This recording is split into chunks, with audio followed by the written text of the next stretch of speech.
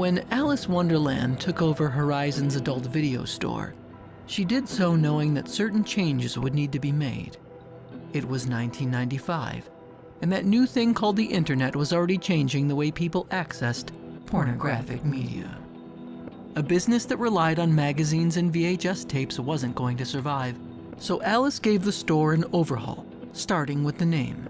Horizons became New Horizons, and what was an adult video store was now an adult boutique. Alice infused the store with her own outgoing former stripper life of the party personality, making it more lively, decked out in bright colors, neon and glitter. The magazine and video collections remained, but they were made less of a priority, making way for a new selection of toys and lubes and edible stuff to get stiff and stuff for stuffing up butts. Mannequins posed with feather boas, leather and spikes, and house music greeted every customer who came through the door. Even the ill-reputed screening room was hosed down and given a fresh coat of shellac for easy mopping. No longer was the store a dusty, quiet place where creepy men would shamefully and wordlessly exchange cash for a dirty mag or movie. It became hip and welcoming, a place to hang out. It was the talk of the town. Alice had a few part-time helpers who would take shifts here and there, but her most reliable and dedicated employee was Jess. Jess was a high school dropout, gothy and awkward, 25 years old but often mistaken for 15, and she was working on that fateful day when she and two young men would go missing during the blizzard of '95. Jess rarely came to work alone. She usually brought a friend or two along. She claimed it was because it made her feel more safe working late shifts at an adult store. But really it was just an excuse to hang out with her friends, gossip, drink Slurpees, and eat snacks. Alice didn't care. She liked it, actually. It made the store feel more alive and social. On the day of December 16th, 1995, there was a note waiting for Jess when she arrived at noon to open the store. "Storm's gonna roll in around 8 or 9 tonight, so go ahead and close up shop early at 5, it said. The first thing Jess did was go through the mail that had been sitting outside the door. Boring stuff, except for one box, heavily taped up, addressed to the store, but without a return address. Inside the box, Jess found a strange VHS tape.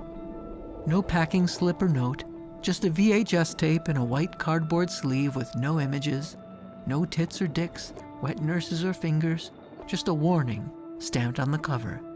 Watch at your own risk. This tape includes the most graphic, gruesome, and shocking footage you will ever see. Jess likes a mystery and graphic imagery. She immediately called a couple of her friends with a plan. Guys, you have to get over here. That's her friend Soupy, real name Jack, nicknamed Soupy because his last name's Campbell.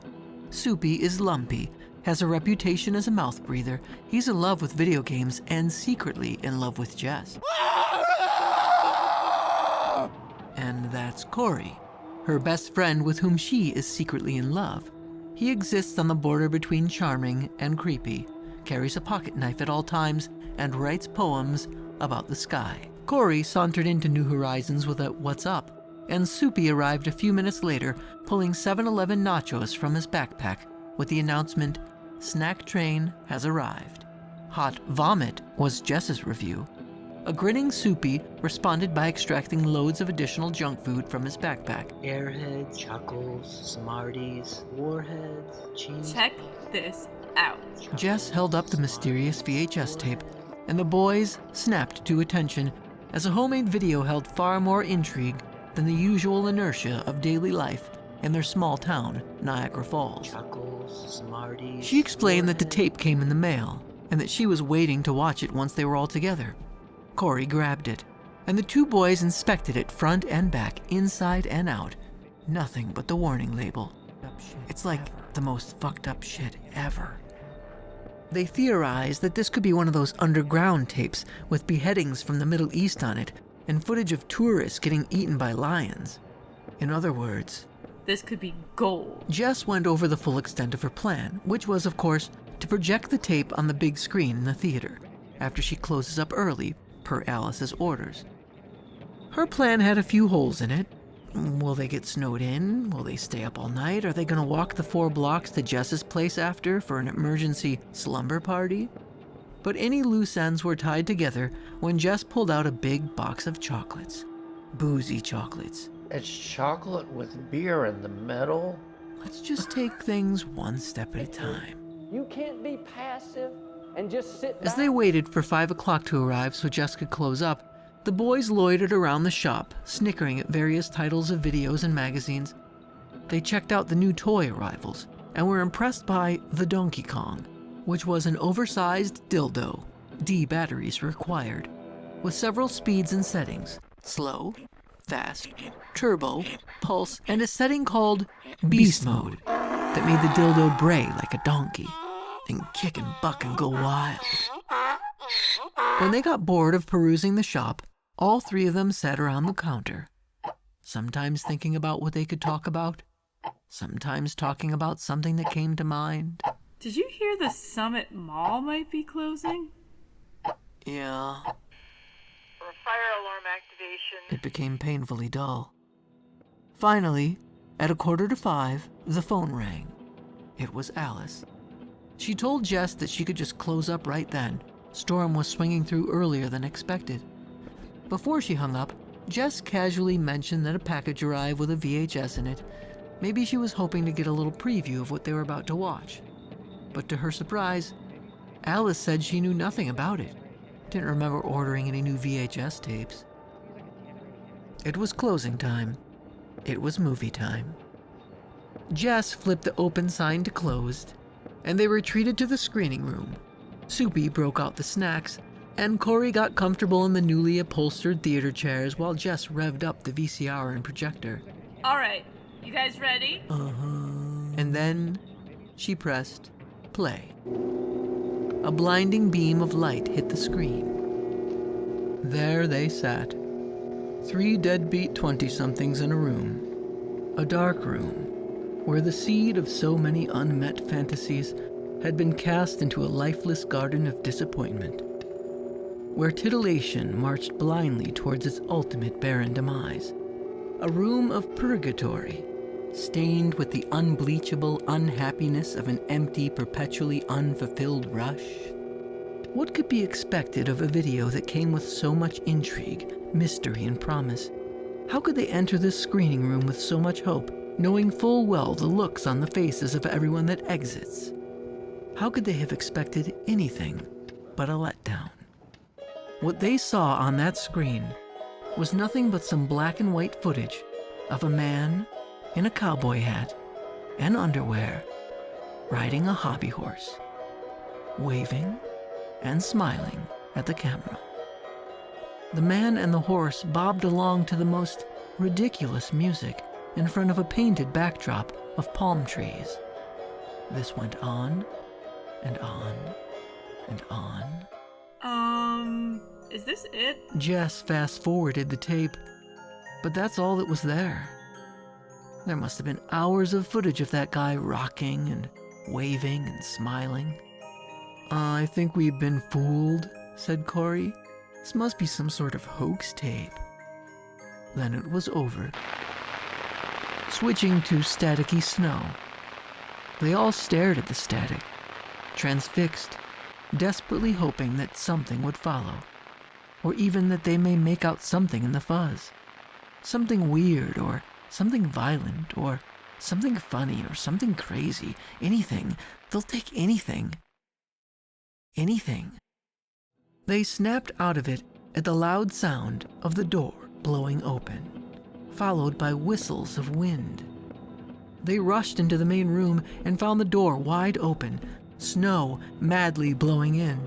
Jess shut it and turned the lock. She was sure she locked it. With her back against the door, she threw her friends a worried glance. This is really weird. She paused to sniff. What is that stink? The boys joined in on the sniffing. Their noses led them towards the back of the store, closer to the source of the odor, which was as pungent as a porta-potty at a biker rally. All the way in the corner of the store, they found a man who looked as foul as he smelled. partially lying down on the floor while propped up on one elbow, fingering into his mouth the last smears of nacho cheese from the 7-Eleven container Soupy had earlier thrown in the trash. It was a proper homeless drunk tableau. Everyone looked at each other in a game of charades, trying to figure out what to do and who was to do it. Eventually, Jess approached him, nervously twisting the black bracelets that ran up her wrist and beyond. Dude, you have to leave. The vagrant slowly lifted a video he pulled from the shelf, which he had tucked under his arm. It was a cruise ship themed porno called Toss Me a Dinghy. "Can I buy this movie?" he asked. Jess told him that he couldn't buy anything, the store was closed and he had to leave. But the vagrant refused to go. "No, that's okay. Too cold out. I think I'll stay right here." There was a brief huddle. Soupy argued that they should just let him sleep it off in the theater, as it was too cruel to kick someone out into the cold. But Jess insisted that he leave. Alice might fire her if she knew that they hung out and watched movies after she was supposed to close up. Anyways, he's like homeless, and the homeless know how to live in blizzards, she said. Soon, a course of action was determined. Jess went behind the counter and pulled out the box of chocolates. Okay, look. If I let you take the videotape for free, and I'll give you this box of boozy chocolates, will you leave? He considered the offer while scanning around the store. And that, he pointed to an erotic novel titled Holy Anus, with some naughty nuns on the cover. "Give me that book too. That looks like a good one. And then I'll be on my way." Jess tossed him the blasphemous novella. "Okay, leave." He attempted to get up, but then stopped with a scream. "Ow! Too tight! Too tight!" He opened his coat, and there was a lot going on there. First, there was the corset he was wearing.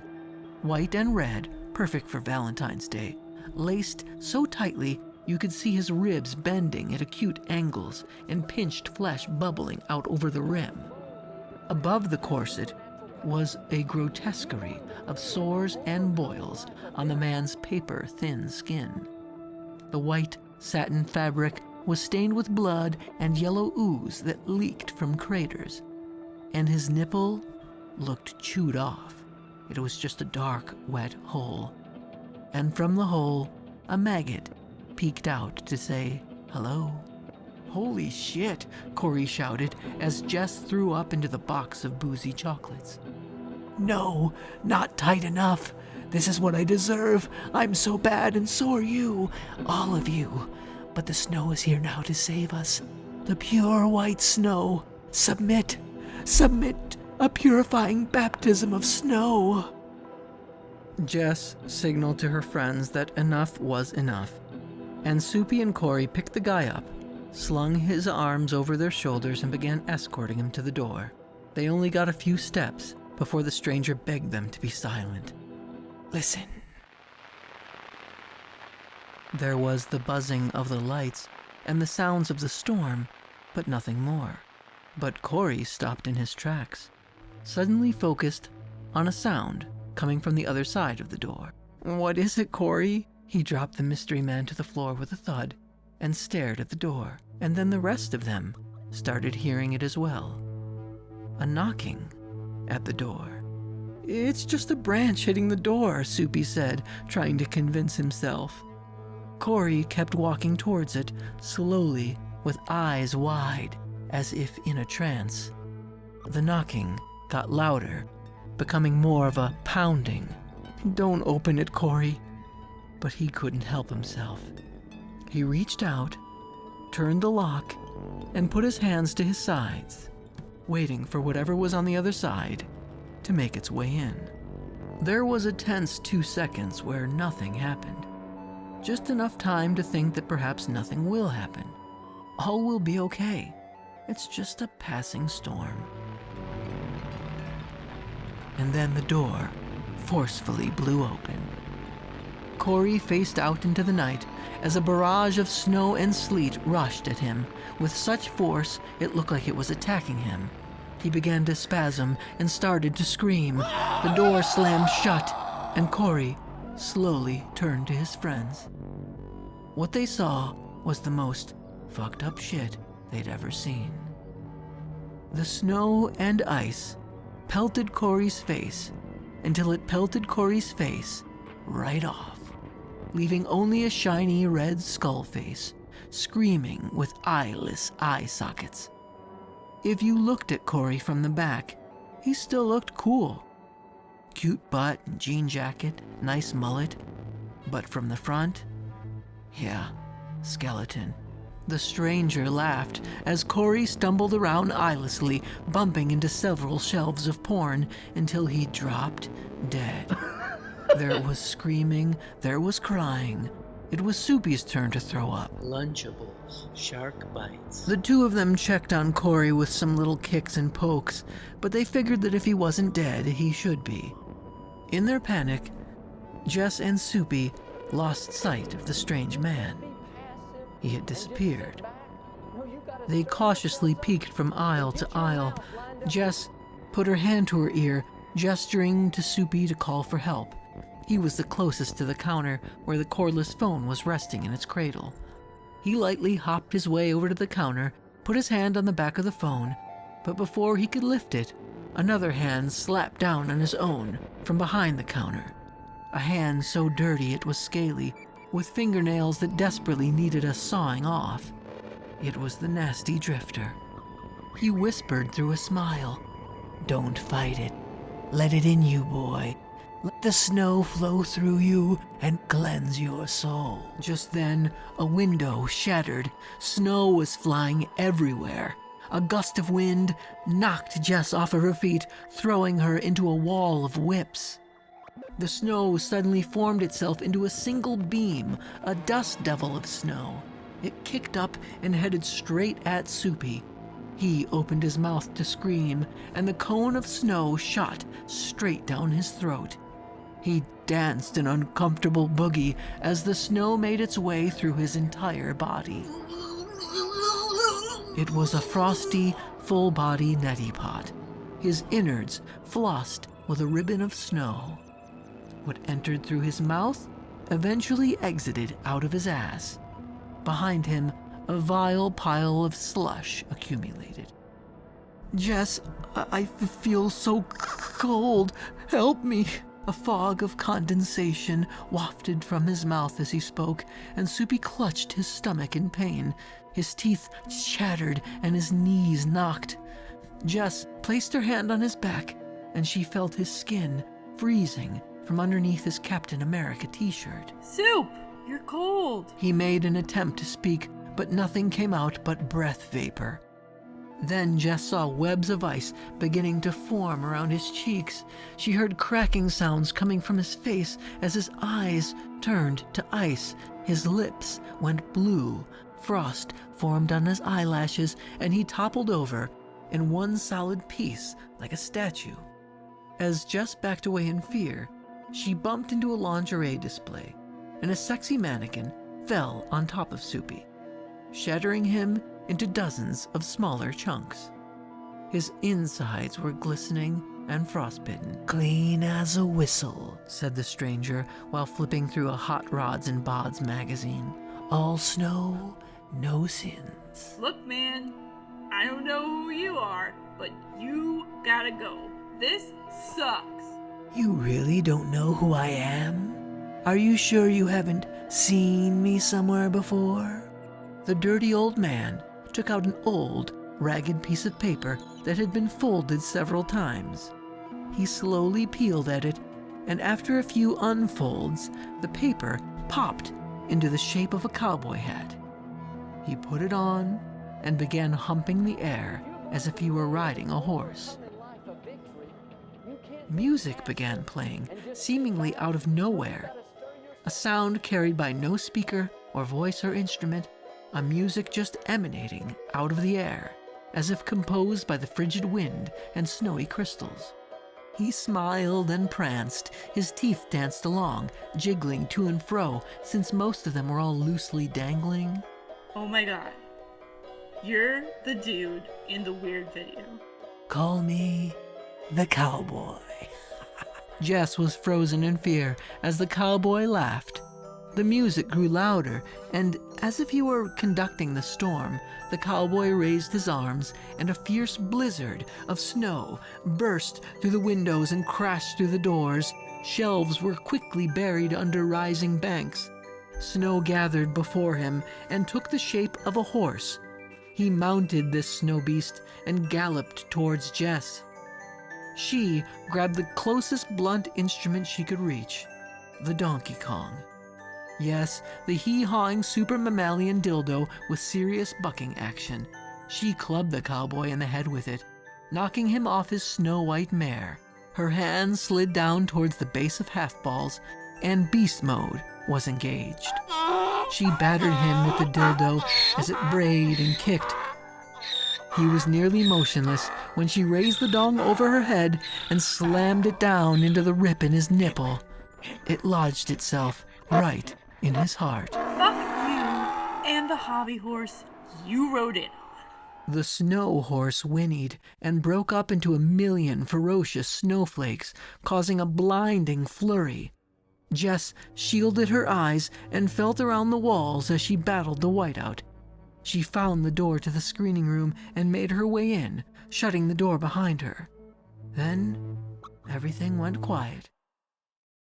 All was still in the theater, made calmer by the fuzzy sound of the static from the videotape, which was still running. Her eyes locked onto the screen. She couldn't look away. She couldn't even blink. The snowy static seemed to get bigger. Either she was approaching it, or it was approaching her. It enveloped her as the room became brighter, whiter, darker, blacker. When Alice Wonderland arrived to open the shop the next day, she saw nothing out of the ordinary. No snowbanks scaling the shelves, no dead bodies, no dildos and hearts. Everything was in place. It was just like any other day. But then she heard a sound coming from the screening room. It was a tinkling mechanical melody playing on loop. She walked in to see what it was. And there, where the beam from the projector met the screen, was a black and white vignette that made Alice tilt her head in confusion. Why, it was Jess in a video on a hobby horse. Bra, panties, and a cowboy hat. She waved and smiled. She waved and smiled.